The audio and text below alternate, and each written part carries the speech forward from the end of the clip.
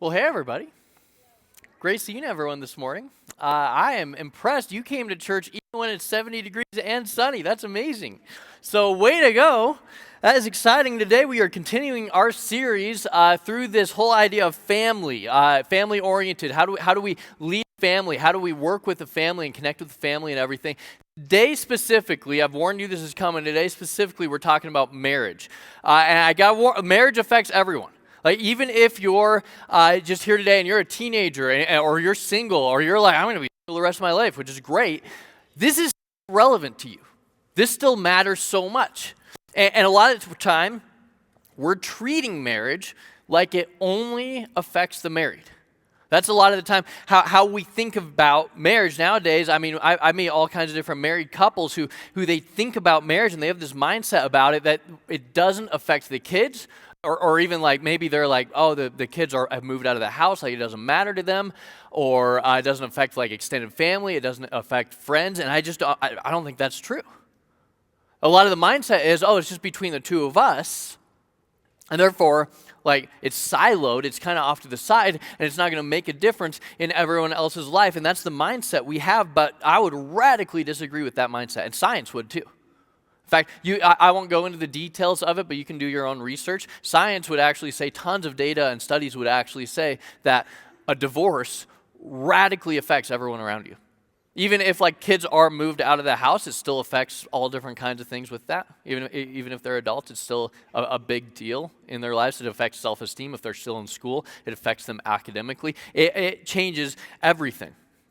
And now, many of you hear me say that, and you're kind of on the same page, like, okay, yeah, in theory, that sounds like, yeah, marriage affects people.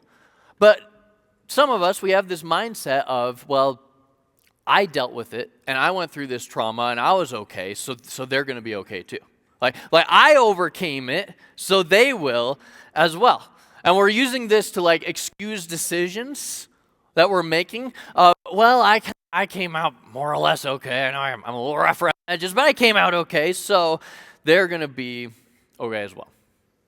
So I got to thinking, like, what questions are people asking about marriage? Like, I tend to think in questions. What questions do I hear a lot? What are people wrestling with? Well, there's 4 really main questions that people I want to go through. Is marriage a romantic adventure? A lot of the time you get into this relationship. No, did I hear no? You get into this relationship, and sometimes it's a romantic adventure, but then sometimes you have a Monday, and it's just a normal day. And it's not this romantic adventure as much as you thought it would be. Is marriage a contractual agreement? So many couples, I'm surprised by how much I hear couples making these like stipulations going into marriage now of, I'll do this and this and this, and you need to do this and this and this, and this isn't going to work if you don't do that and that and that specifically. Is it a contractual agreement? Is it a man-made construct? I don't know if you've ever thought about that, whether or not it's man-made, like who came up with this idea of marriage? Did just some random guy one day kind of come up with this whole concept, or is this something God came up with? What does this look like? Like, is this something God is involved in? And then maybe the most relevant one, is marriage even necessary nowadays? Is it even necessary? A lot of the time, couples will take this progression. Now, this is super common where there's attraction, and they start a sexual relationship, and then the next step is they move in, like live in the same house together. And then eventually, they might maybe consider getting to marriage. And the reason I bring this up is because sometimes we have this mindset that marriage is the final destination to get to. It's like, it's the final thing out of all these stages that we assemble in a relationship. It's the final kind of destination for us. And nowadays, divorce has become so common that we've even got the next generation coming up and saying, like, is marriage even necessary? Like, I see the mess of divorce. I see how bad it is and how much of a problem that's created in our society. And so what if we just act like we're married without actually getting married? So, what I want to go after today. Have we misunderstood what marriage is? That's like my agenda for today. What I want to talk about for this sermon is, have we, however you brought up, whatever you think of marriage, maybe it's It's the way you were raised, what you think of marriage, maybe just how you feel, maybe it's movies, TV shows, things you've read, whatever it is. Have we, as a church, uncharted church, people here this morning, have we misunderstood what marriage is? That's the agenda. If you get one thing, take one thing away from this sermon, you walk away today saying, I know what God thinks about marriage. That's the agenda for the sermon today. So I'm going to take us into Ephesians chapter 5. If you've never read Ephesians 5, it is just saturated with stuff on marriage. Just saturated on that. I'm just going to go through a couple of verses. As the scriptures say, a man leaves his father and mother and is joined to his wife, and the two are united into one. Now, if you've never read that verse before, if that's kind of your first time being introduced to that, you're like, that's really weird. Like, how do two people become one person? Right? This is a great mystery. Okay? And then what I wanted you to see, but it is an illustration of the way Christ and the church are one. That's the point of what I wanted to show you. Marriage is an illustration. And we often don't treat it that way. We often don't think of it as an illustration, and this is why it matters to us as a whole church, whether or not you're single right now, or you're enjoying marriage, or maybe you're contemplating ending your marriage, or you're divorced and you don't ever want to get married again, sort of a thing. Verses like this make this relevant to us, all of us, as a whole church, because marriage is an illustration of Jesus and the church. It's an illustration. Which means that the better you understand marriage, the better you understand Jesus.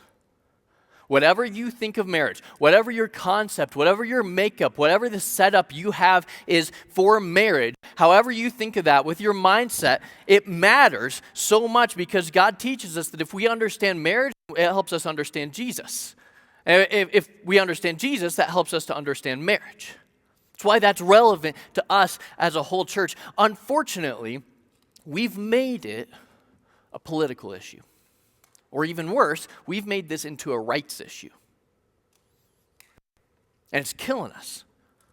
Do you see that, like the Bible, it intertwines this concept of marriage, like husband and wife, and God, and the church, and they're all kind of intertwined. And this is why, if your definition doesn't line up with the definition that God has for marriage, you aren't talking about marriage anymore. You're talking about something else. Because the Bible, it intertwines them. It kind of shows us this is an illustration of what Jesus and the church are like. That's why it matters to everyone. So we got to dig into this. So light-hearted subject material we have for today, right? But here, if you're taking notes, this is what I want you to write down. God does not exist to magnify marriage. Marriage exists to magnify God. Marriage exists to magnify because it's an illustration, because it's intertwined. That's what we need to see from this.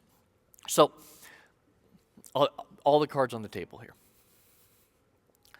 And I don't want to be offensive here. I'm just not the kind of guy who ignores reality. I love you, church. I love you. But if you've ever been frustrated with how the church is like, it is always like in your bedroom. Like modern day language. Like, would the church just mind their business? Like, they have no business being in my bedroom. The reason that the church talks about this and the church is involved in this is because the purpose of a marriage is to magnify God. And that's where I start to care, is if you're magnifying a God that you've distorted at that point. I don't want to be in your bedroom at all, ever. Ever. But if you're either magnifying the true God or magnifying a distorted version of the true God, that's where I start to care about that. And that's where I start to get involved a little bit. And this is why your marriage is affecting everyone. Like if this is an illustration of Jesus and the church, if this is like magnifying, this whole concept of marriage is magnifying the one true God, then this goes way deeper than just laws and rules and regulations. Because it's displaying the glory of God. It's a way bigger issue than just these rules and following these rules. And consequently, marriage most certainly has an impact on family.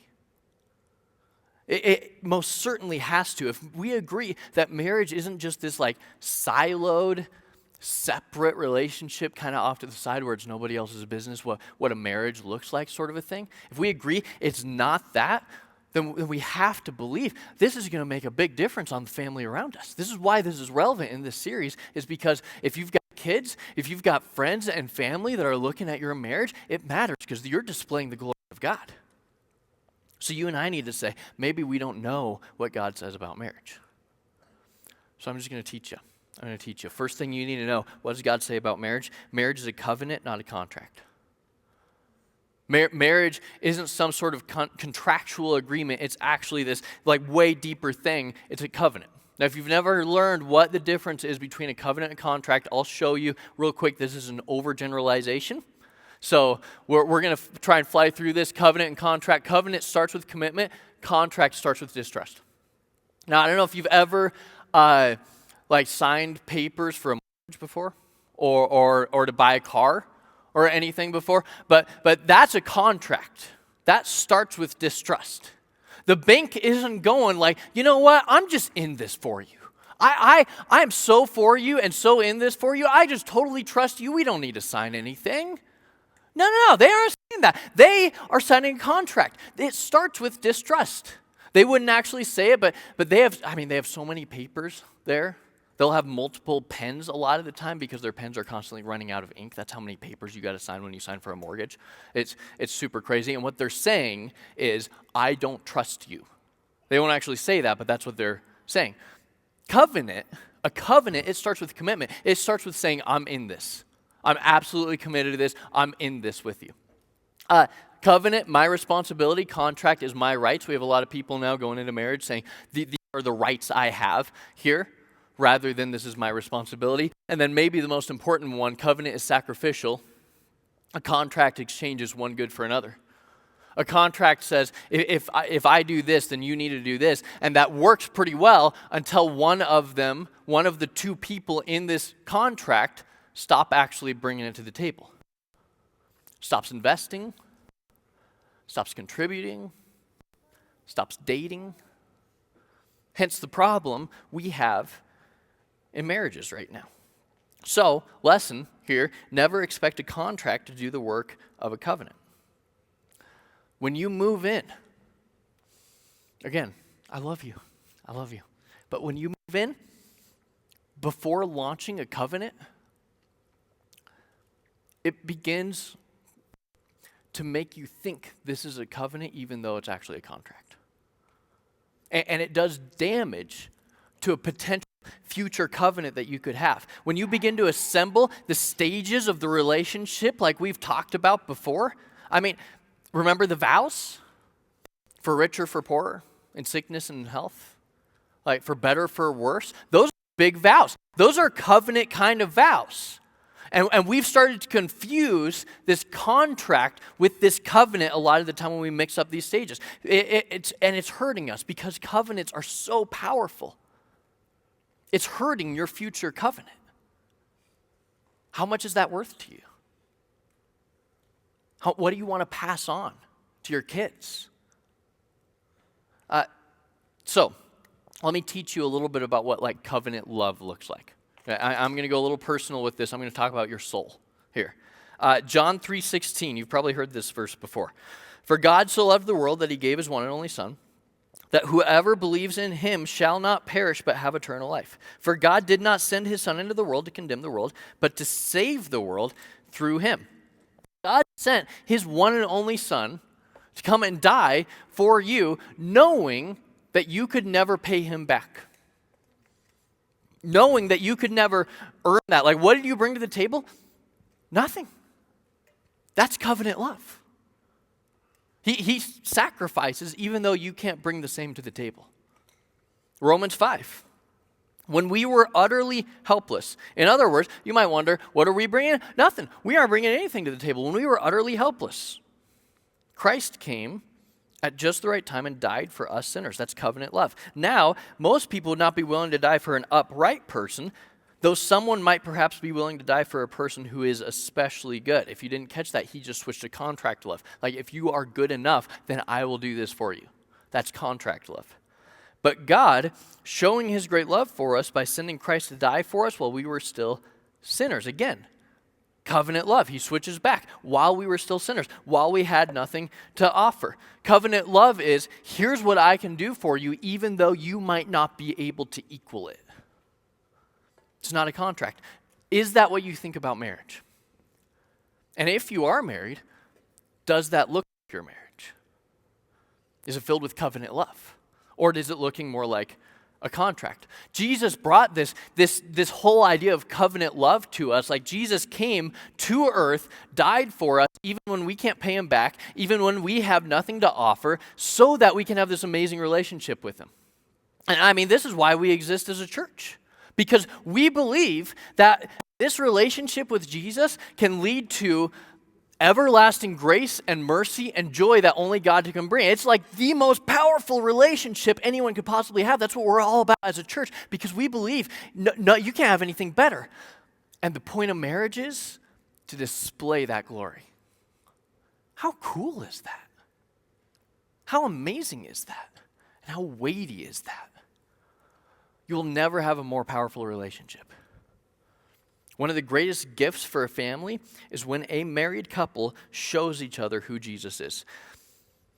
If you want to know what marriage is, it's not about just being attracted to each other or just liking the same restaurants, which is always a plus. That's great. It's definitely not about liking all the same movies or having all the same likes and dislikes and all the things perfectly in common. It's definitely not about that. It's the opportunity for the rest of your life to show one person the love of Jesus. And you do that no matter what. That's what marriage looks like, covenant love. And there's no other relationship that will display the glory of God like that. There's no other kind of relationship that does that. But then comes what I think of as the snake into a relationship. Selfishness will try to flip that relationship from covenant to contract. We've established marriage is a covenant. It's a covenant love where you bring stuff, you sacrifice no matter what. And almost on a daily basis, selfishness will be knocking on the door. And it'll be trying to turn that back into a contract kind of love. It makes it really difficult. Nowadays, you hear about couples who say, we just drifted apart. We became two different people. And maybe the most common one, we just ran out of love. We just ran out of love. That's what people say now. It got me thinking, anyone here ever run out of gas in their car before? Maybe confession time. Raise your hand. Anyone here run out of gas? Oh, wow, a lot of us. Okay. Good to know what kind of church we got here. This is great. Running out of gas is never fun because on one level, you got a problem you got to deal with, but then you're a little ashamed because you're like, I should have known. I should have known about that. I went to college out in Indiana. I had a college professor. He was telling me about this. He drove through Wyoming for the first time ever. He was like, Caleb, they have gas stations there? You could drive for an hour seeing a gas station. I'm like, yeah, it's awesome. I love it. It's amazing. So he didn't know this. He's not planning ahead. He runs out of gas. Guess what he didn't say? He didn't say, oh no, we have to throw the car away now. Right? That wasn't his reaction. His reaction was, well, I think he called AAA or something and they brought him some gas and he filled the gas back up. It would be foolish to say, if the car gas, throw away the car. So why in the world, when someone runs out of love, we say we should throw the whole marriage away? Why do we say that? The more mature thing to say would be admitting we ran out of gas, we ran out of love, because you can run out of love, you can, and then asking, how do we get this filled back up? That's the more mature way to go about that. So, covenant love, what does it do? If you're in this, if you're saying, yeah, okay, we want a relationship that has covenant love, maybe you aren't. Maybe you're like, I just don't want to deal with this. It's not even worth refilling the tank at this point. But if you've got covenant love, you're like, this is what covenant love does. How do we refill the tank? Well, here, marriage tip, get good at fighting. Get good at fighting. Get really good at it. Let me expand on that a little bit. In the Old Testament, there's a story about a kid who fights a giant. You may have heard it as David and Goliath. So David, he's just a kid, and he's not even like in the battle or anything. He's going to bring food to his brothers. He has like the lowest position ever, which is like a shepherd. That's what the youngest kid did. And he hears Goliath, the giant, shouting out all these just awful things about God. Like so awful. If you heard it, you're like, wow, that is so bad to say about God. Like I don't even know if God will forgive you for that. That's so bad. And so David hears this giant shouting out, just trash talking God, and gets offended at it. So he decides, I'm going to go ahead and fight the giant. And I mean, he's just a kid. He's a kid so much that the king gives him some armor to put on, and the armor won't even fit him. Shows you like how little, how inferior, how insignificant he is. So he goes down to the river, gets a stone, and he ends up fighting the most ultimate warrior known to man at that time and killing the giant with a rock. And what they don't teach you in Sunday school, if you keep reading, he cuts his head off afterwards, which I think is pretty cool. But anyways, the point is, you can leverage this story for the rest of your marriage. You can leverage this whole idea. So get good at fighting for each other. Get good at fighting for each other because you will have giants. And if you want to work on filling up your gas tank again, you've got to know what giants you guys are each facing and join in on the fight. There are going to be so many giants you face. There's going to be so many adversity. You got to know what goals is your significant other setting, what adversity are they facing, and join in and support them and help them in that fight. John 10:10. You want to know what the Bible is saying about your spouse, about your significant other? Maybe you're mad at them right now. Maybe they leave their socks on the floor, or they don't say things in the right tone, or they don't show up, or whatever. Maybe you're mad, but you know what's going on here? The thief's purpose, the devil's purpose, evil's purpose is to steal and kill and destroy. You can be mad at your significant other, and that's fine. But the devil hates your spouse. And from what I understand theologically about what the Bible says, is the devil has deployed demons to destroy your spouse. That's weighty when you think about it. It's pretty intense. And marriage is saying, I'm going to know their giants, I know what giants they're facing, and I'm going to join in, and I'm going to support them, I'm going to help them in that fight, whatever goals they're setting, whatever hopes and dreams they have, whatever adversity they're facing and challenges they're up against, I'm going to fight those giants with them. And you'll be amazed at what that does for your fuel tank. So just a summary on fighting for versus fighting with. We have kind of two different ways you can go about it. Fighting for is filled with grace, a lot of grace, and a lot of thoughtfulness. And it's interesting because a lot of married couples who've been married for a long time, they'll actually put less thought into relationship than they will with their friends or coworkers. So it takes thoughtfulness. Versus fighting with criticism, trying to control them, trying to control every decision they make, and complaining about everything. There's a difference there. Fighting for versus fighting with. And just to expand on this even a little bit more, get good. There's 4 C's that I've learned here. Get good at fighting for in these different ways. First, Christ worship together. Some of you did that this morning. Way to go. That's awesome. But even more than that, one of the craziest stats I've heard, absolute craziest stat, is 99% of couples who pray together stay together.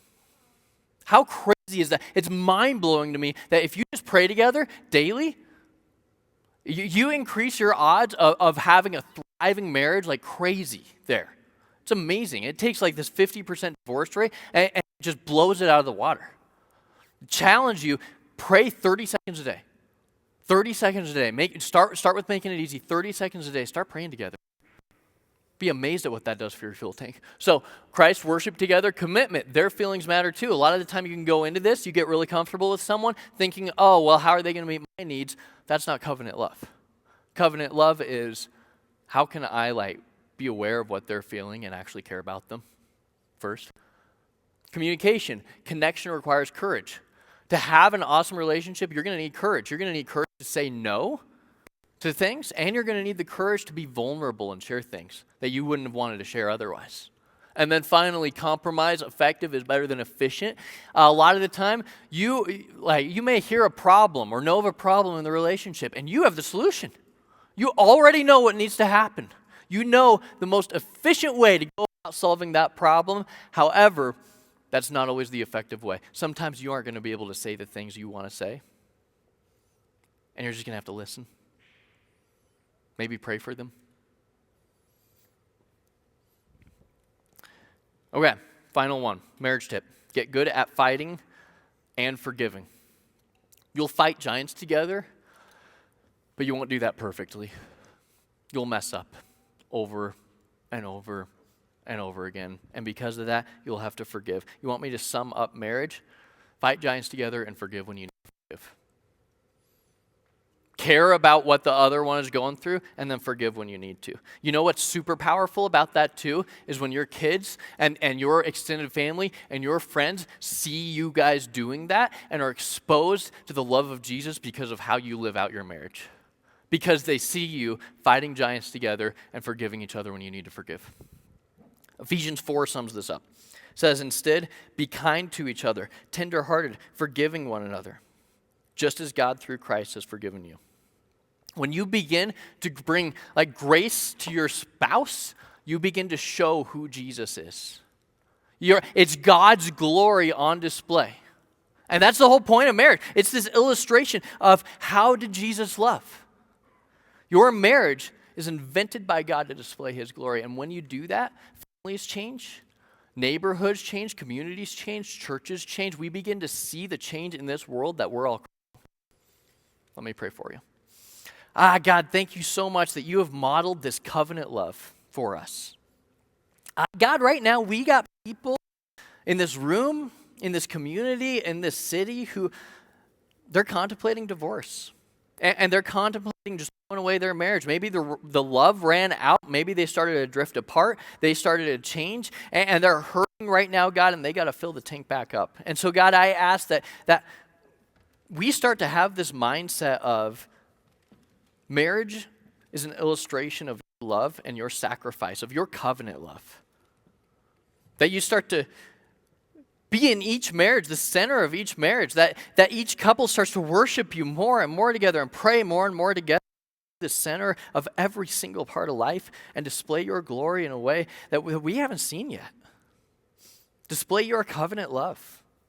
We thank you, God, that you offer a more powerful relationship than we could get anywhere else, that you offer a transforming relationship that offers unlimited joy and grace and mercy in our lives.